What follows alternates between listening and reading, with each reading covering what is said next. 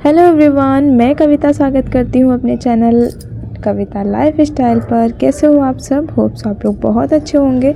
तो फ्रेंड्स, काफ़ी दिन से मेरे पास एक ही कमेंट बार बार आ रहा था कि दीदी मैं अपने काम को आगे कैसे बढ़ाऊँ। कि जो लोग भी सिलाई का काम करते हैं, बुटीक डाली हुई है, कुछ लोग नया काम शुरू कर रहे हैं और कुछ लोग काफ़ी टाइम हो गया है करते करते, तो वो लोग अपने काम को आगे कैसे बढ़ाएँ। तो आज मैं आपको यही बताऊंगी और काफ़ी सारे अच्छे टिप्स दूंगी जिससे आप अपना काम बहुत ही जल्दी ऊंचाइयों पर पहुंचाएं और आपके यहाँ कस्टमर की लाइन लग जाए। और जब कस्टमर की लाइन लग जाएगी आपके यहाँ, तो ज़्यादातर कस्टमर होंगे और साथ में आपकी इनकम ही इनकम बढ़ जाएगी। तो आज का टॉपिक इसी पर है। तो चलिए सबसे पहला हम पॉइंट बताते हैं आप सबको। तो सबसे ज़रूरी है वो काम, आपका काम अच्छा होना चाहिए। यानी आपका काम अच्छा होगा तभी आपके यहाँ कस्टमर भी आएंगे और भीड़ लगेगी। तो आप जो भी कपड़ा सिल रहे हो उसकी फ़िटिंग अच्छी होनी चाहिए। जो भी कस्टमर का कपड़ा है, सूट है, ब्लाउज़ है, उसकी फ़िटिंग सबसे अच्छी होनी चाहिए, यानी कि परफेक्ट होनी चाहिए, है ना। फिनिशिंग नहीं आएगी तो कोई मायने नहीं रखता है। फिनिशिंग अगर कभी भी थोड़ा बहुत इधर उधर हो गया है तो कोई दिक्कत नहीं है, लेकिन आपके कस्टमर की फ़िटिंग अच्छी आनी चाहिए ब्लाउज या सूट, ताकि जब भी कस्टमर पहने वह खुश हो जाए। उसको ऐसी फ़िटिंग चाहिए, जितना ढीला चाहिए, जितना टाइट चाहिए, वैसा आप उसको बना के दो तो आपका कस्टमर बहुत खुश हो जाएगा।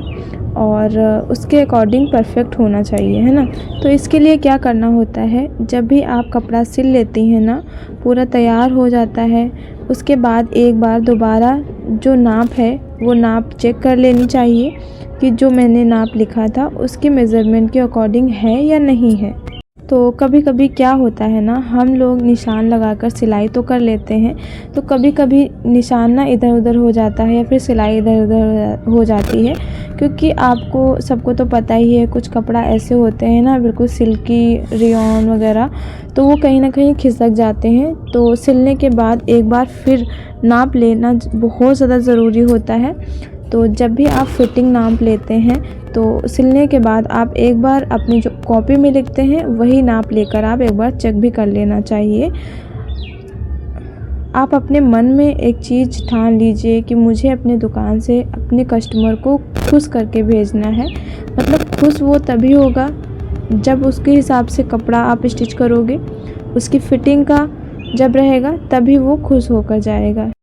कभी कभी क्या होता है ना, कस्टमर चाहता कुछ और है और आप बना कुछ और देते हो, तो वो कस्टमर ना चला जाएगा कपड़ा लेकर तो वो आराम से चला जाएगा, लेकिन फिर वो दोबारा नहीं आएगा। और जब आपके यहाँ से खुश होकर जाएगा, उसको जब सिलाई अच्छी लगेगी, है ना, अच्छी मिलेगी, तो वो दोबारा और लोगों को भी साथ लाएगा, साथ में खुद भी आएगा। तो 2-4 लोगों से वो बताएगा भी जाके कि वहाँ पर अच्छी सिलाई होती है, आप वहाँ जाकर देख लीजिए, काफ़ी अच्छा सिलती हैं, है ना। तो इस तरीके से अगर आप अच्छा काम करोगे तो कस्टमर आपके एक से एक मतलब बढ़ते जाएंगे, लगातार बढ़ते जाएंगे, है ना। तो चलिए अब हम बताते हैं आपको दूसरा पॉइंट। तो एक और कस्टमर का है कि कस्टमर भी आजकल ना हर तरीके के होते हैं, उनके नखरे बहुत होते हैं। तो कभी कभी ना आप, जैसे कि मेरे साथ ही हुआ था, मैं बता रही हूँ, एक कस्टमर का कॉलर वाला सूट था। तो वो जो कस्टमर थी ना, कॉलर वाला सूट नहीं पहनी थी कभी भी, वो गला छोटा या फिर बड़ा गला बनवाती थी, वो मतलब कॉलर वाला सूट नहीं पहनी थी। तो उन्होंने बनवाया और जब मैंने बनाया और वो पहनी तो उनको फ़िटिंग वगैरह बहुत अच्छी लगी, उनको हर जगह से फ़िटिंग वगैरह बहुत पसंद आई। ठीक है, तो उन्होंने बोला मुझसे कि फ़िटिंग आपने बहुत अच्छी दी है, मुझे बहुत पसंद आया है। लेकिन जब वो 1-2 बार पहनी होंगी, घर लेकर गई, तो उनको अनकंफर्टेबल महसूस हुआ। तो कुछ दिन बाद वो मेरे पास कॉल की और बोली कि आपने जो मेरा कॉलर वाला सूट बनाया था वो मुझे अनकंफर्टेबल फ़ील हो रहा है। तो उसमें आपने जो सिला तो बहुत अच्छा था, फ़िटिंग वगैरह बहुत अच्छी दी थी, जिसने देखा उसने तारीफ़ भी की है, लेकिन मुझे कॉलर हटवानी है, मुझे कॉलर नहीं पसंद आ रहा है, तो पहनने में थोड़ी सी दिक्कत भी हो रही है, कुछ गोल गला या फिर डीप गला कुछ बना दीजिए। तो दूसरों को देखकर तो उन्होंने बनवा लिया, उनको अच्छा लगा। अब कह रही हैं कॉलर हटा दो, तो मुझे सुनकर अंदर से तो बहुत गुस्सा आया, लेकिन मैंने अब कुछ नहीं कर सकते क्योंकि अब तो हटाना ही हटाना है। क्योंकि ना वो मेरी रेगुलर कस्टमर भी थी, तो मेरे पास बहुत सारे कपड़े भी सिलवाती थी। मैंने कहा ठीक है, आप दे दीजिए, मैं हटा दूँगी। लेकिन ना मैंने उनसे थोड़ा सा टाइम मांगा कि आप थोड़े दिन बाद ले लीजिएगा, अभी हमको टाइम नहीं है, थोड़े से कपड़े वगैरह सिलने के लिए हैं, वो सिल लेंगे उसके बाद आपको देंगे। क्योंकि देखिए उसमें मेहनत भी लगेगा और काफ़ी टाइम भी लगेगा। पहले उसको कट करो, खोलो और फिर उसको स्टिच करो, नापो जोखो, है ना, तो इसमें बहुत टाइम लगता है। तो और उनका मिलना मुझे कुछ नहीं है, एक पैसा भी नहीं, तो इसलिए मुझे पता था कि मिलना कुछ नहीं है, लेकिन मुझे कस्टमर को नाराज़ भी नहीं करना था, तो ऐसा कुछ था। तो ये सब चीज़ें ना होती रहती हैं, सबके साथ होती हैं, मेरे साथ भी होती हैं, तो मैंने आपके साथ शेयर किया है। तो 1-2 दिन में वो अपना सूट लेकर आई। उनके बाद जब मैं फ्री हुई तो उनका जो है सूट उसके बाद सही किया। उनको कॉलर जो था उसको हटाया और गोल गला बनाया, और उसके बाद उनको कॉल किया कि आइए आप अपना ब्लाउज़ ले लीजिए, बन गया है।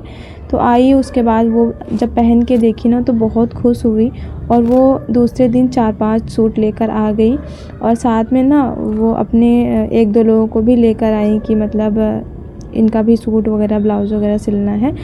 तो कहते हैं ना, अगर इसी जगह पे मैंने उनका काम नहीं किया होता, वो नाराज़ हो जाती, फिर वो मेरे पास यहाँ कभी भी नहीं आती और ना ही किसी से कहती। तो कहने का मतलब यही है कि आप थोड़ा सा धैर्य रखिए और जो भी परेशानी है उसे हल कीजिए ठंडे दिमाग से। तो वही वो आई और कहने लगी कि आपने तो मेरा ब्लाउज़ भी सही कर दिया और मैंने आपको इतना ज़्यादा परेशान किया, आपने कुछ कहा भी नहीं। तो मैंने कहा कोई नहीं, आप मेरी मतलब कस्टमर हैं तो आपका तो काम करना मेरा फ़र्ज़ है। तो ये सब चीज़ें ना सबके साथ होती रहती हैं, इनको मैनेज करना सीखना पड़ता है। और अगर आपको अपने काम को आगे बढ़ाना है ना, तो ये सब थोड़ा थोड़ा सा तो मैनेज करना ही पड़ेगा। देखिए अंदर से गुस्सा तो हर किसी को आता है, लगती है गुस्सा, लेकिन अब करा भी क्या जा सकता है। लेकिन अगर आपको अपने काम को ऊपर ऊंचाइयों पर ले जाना है तो अपने जो भी गुस्सा है उसको कंट्रोल करना पड़ेगा। देखो सबको झेलना तो पड़ता ही है। तो देखो जो काम हम ना लेकर चल रहे हैं उस काम को अहमियत देनी चाहिए, ना कि लोगों की बातों को, ठीक है। क्योंकि लोग तो कहते ही रहेंगे, लेकिन हमें जो करना है ना वो खुद करना है और अपने ही काम को ऊपर तक ले जाना है, वो हमें खुद सोचना है, ठीक है।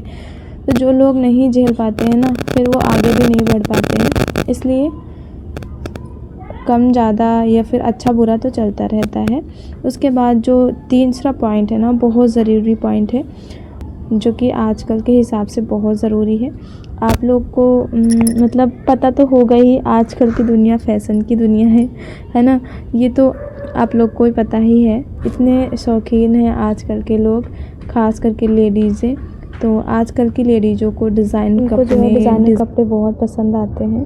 तो आप डिज़ाइनर कपड़े बनाइए, और अगर आपको डिज़ाइनर कपड़े बनाना नहीं आता है तो आप पूरी कोशिश करिए डिज़ाइनर कपड़े बनाने की। अगर आपको नहीं समझ आ रहा है तो आप, इतना अच्छा प्लेटफॉर्म है यूट्यूब, तो आप वहाँ जाकर भी सीख सकते हो। यूट्यूब में तो हर चीज़ आपको सिखाते हैं, यहाँ तक कि सुई पकड़ना भी सिखा देंगे। तो इसलिए आप डिज़ाइन क्या है, डिज़ाइन तो आप वहाँ से सीख ही सकते हैं। तो आप डिज़ाइनर कपड़े बनाइए और अपने काम को, सिलाई को ऊंचाइयों पर ले जाइए। आप देखेंगे बहुत जल्दी ही आपकी बुटीक में बहुत सारे कस्टमर आने स्टार्ट हो जाएंगे। तो 3 पॉइंट जो मैंने बताए हैं वो आप ज़रूर ध्यान रखिएगा। पहला, अपने काम को अच्छे से फिनिशिंग से करिए, फिटिंग अच्छी दीजिए। दूसरा, आप अपने कस्टमर को खुश रखिए अपने स्वभाव से। तीसरा, आप डिज़ाइनर कपड़े बनाइए। आशा करती हूँ आप इस वीडियो को देखकर काफ़ी ज़्यादा इंस्पायरिंग हुए होंगे और अपने काम को अहमियत देंगे, और आप अपने काम को अच्छे से अच्छा बनाएंगे। तो आज की वीडियो कैसे लगी आपको कमेंट में ज़रूर बताइएगा, और वीडियो अगर पसंद आई हो तो प्लीज़ वीडियो को लाइक ज़रूर कर दीजिएगा, चैनल को भी सब्सक्राइब कर दीजिएगा, ज़्यादा से ज़्यादा लोगों को शेयर भी करिएगा। तो मिलते हैं नेक्स्ट वीडियो में, तब तक के लिए बाय बाय।